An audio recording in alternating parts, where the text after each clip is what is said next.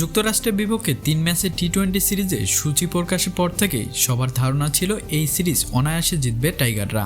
তবে মাঠের খেলায় বাংলাদেশকে চমকে দিয়েছে যুক্তরাষ্ট্র। প্রথম 2 ম্যাচ জিতে সিরিজ জয় নিশ্চিত করে তারা।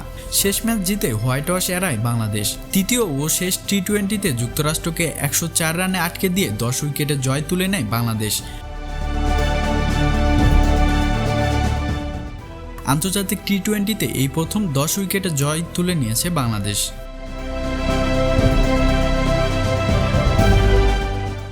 পেরিভিউ ক্রিকেট কমপ্লেক্সে টসে জিতে আগে বোলিং করার সিদ্ধান্ত নেয় বাংলাদেশ।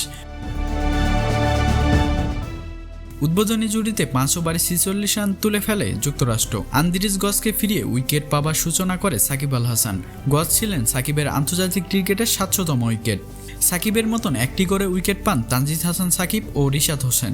তবে সবাইকে ছাড়িয়ে নিজেকে অতীত রেকর্ড ছাড়িয়ে যান মুস্তাফিজুর রহমান।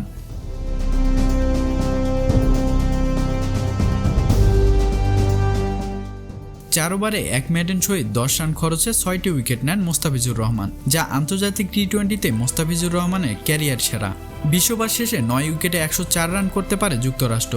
দলের পক্ষে সর্বোচ্চ 27 রান আন্দ্রিস গজের। এছাড়া সমান 18 করে রান করেন শায়ান জাহাঙ্গীর ও কোরি অ্যান্ডারসন।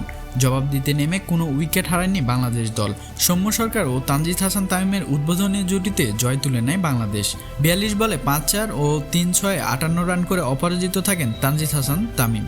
28 বলে 4টি 4 ও 2টি 6 43 রান করে অপরাজিত থাকেন সৌম্য সরকার। 8.2 ওভার হাতে রেখে জয়ের বন্দরে পৌঁছে যায় বাংলাদেশ।